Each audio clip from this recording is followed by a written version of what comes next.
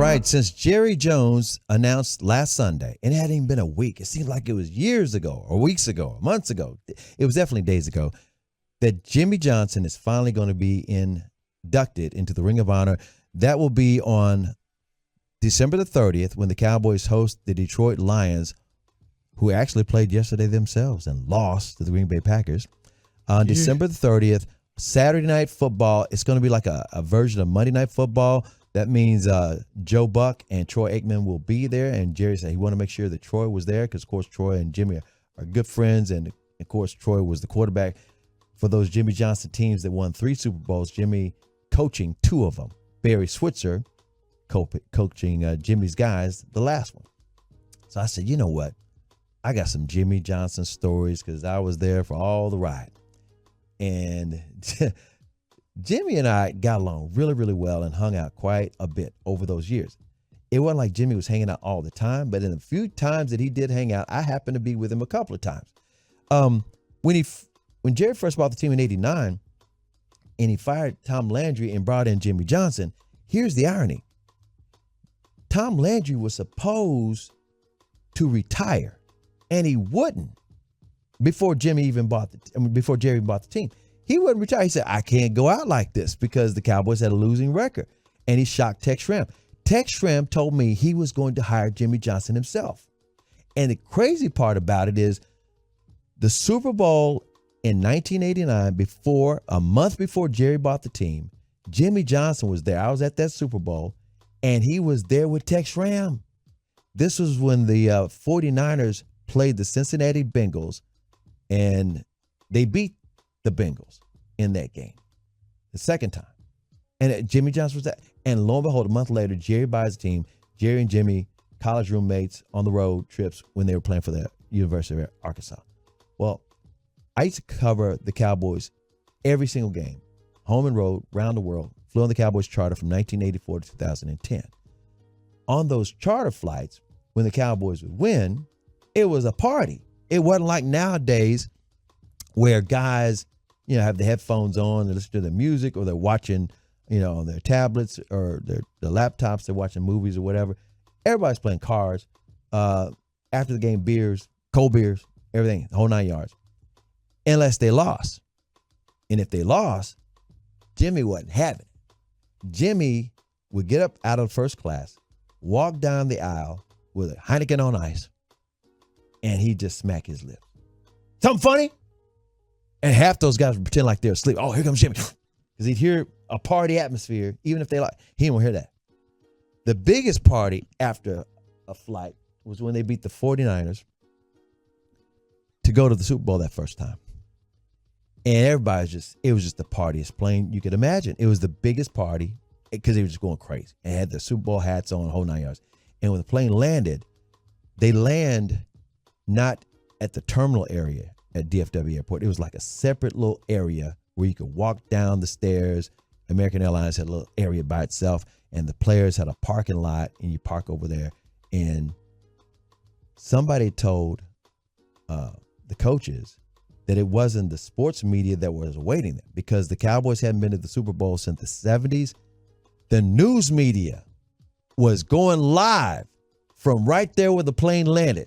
So Jimmy gets on the PA and he goes, all right, everybody, do not talk to the media. I don't want nobody talking to the media. I will handle the media. Walk directly to your cars. I don't want y'all to say the wrong thing. Maybe I might designate a couple of guys, but y'all walk directly to your car and go to hell home. Because he didn't want nobody to embarrass the Cowboys. But also, like I said, on some of those winning trips, Jimmy would come back and he'd just shoot the breeze. At one trip, he was telling me, did you know Jimmy grew up in Port Arthur, Texas? Yeah. Did you know one of the greatest rap groups of all time is from Port Arthur, Texas? I did not. See if you're familiar with this music. The first one, Ross. Have you ever heard this song? You heard this song, right? Yeah. This is Jay-Z and UGK. UGK stands for the Underground Kings. Yeah. And in this song, they say, It's the Jigga Man and UG and Pimp C down in PAT. PAT is Port Arthur, Texas. Had no idea. Yeah, you learn a couple things. You learn something every day. Yeah, so that's Jimmy Johnson's from Port Arthur. Everybody was mad at Jimmy and Jerry. And they got here, they said Jerry's from Arkansas and these guys, and I even from Texas. Jimmy's like, I grew up in Port Arthur, Texas. So way back in the day, Jimmy's got this perfect hair. And Jimmy told me he used to have a burr haircut, and his nickname in high school was Scarhead. I said, Scarhead?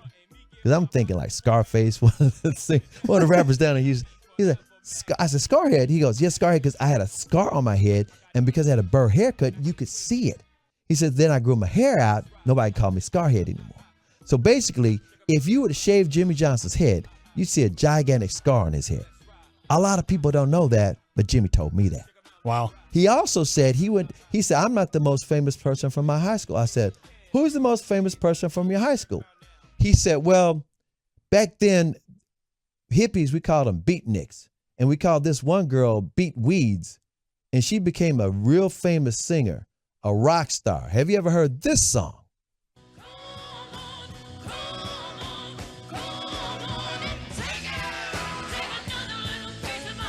That's the late, great Janis Joplin. Oh, man. All these random tie-ins. Jimmy went to high school with Janis Joplin. And he said, we called her Beat Weeds. I said, what's Beat Weeds mean? He said, well, because she was a beatnik. And she didn't shave. That is... wow. That is so wrong. But that is wrong. That's high school football guys in Port Arthur, Texas. So and also every now and then his two sons would fly on the team playing, and Chad and Brent, and I'd hang out with them and go drinking the night before the game or something with Chad and Brent. And Chad went to Florida State.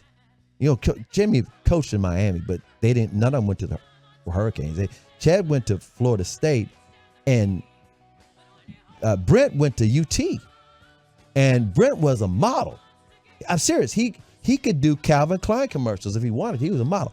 Both of them were handsome. Must be nice. And Jimmy also told me, he told all the media this, when he first got to Dallas, he fired his wife. He divorced his wife, but he called it, he said they're we're good friends, Chad and Brent's mom. So we're friends, but she was doing the Miami nightlife thing, South Beach. She liked it down there, and I had to turn the thing around.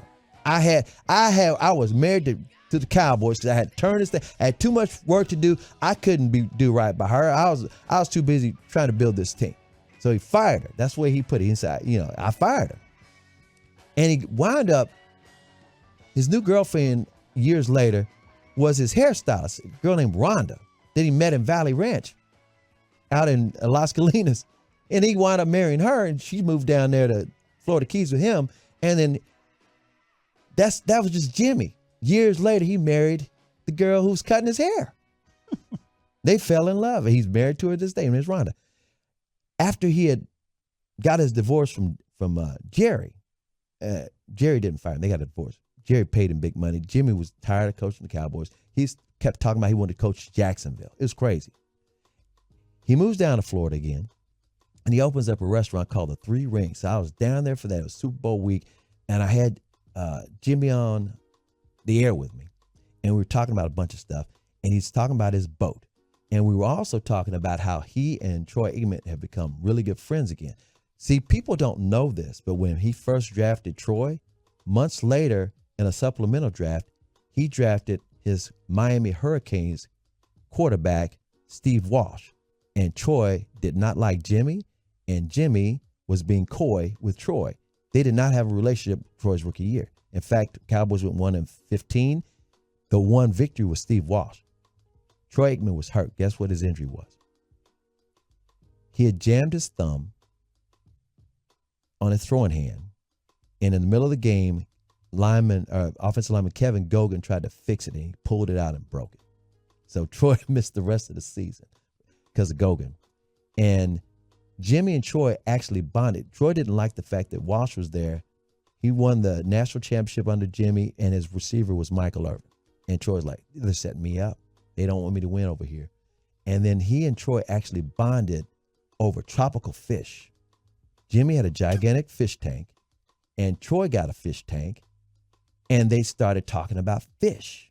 And then Jimmy helped Troy set up his fish tank. Jimmy had a party at the World Aquarium downtown Dallas. Yeah. Invited me to the party, had some other media guys there, and Jimmy shocked the world by diving in the tank in scuba gear. I'm not lying. I got Jimmy Johnson stories. So that's a little chunk of some Jimmy. And again, he goes to the Ring of Honor with Troy. Jerry's going to be there. All of his team is going to be there. Jerry and Jimmy don't hate each other. They just have a love-hate relationship because Jimmy would tweak Jerry all the time. These little comments because he's just a Jimster. Yep. And there you see his stories confidential. From the 972, was bummed I had to get up and go to work. Then I found out I get some CA stories confidential this morning. So much better than sleeping in. I appreciate you. And I concur.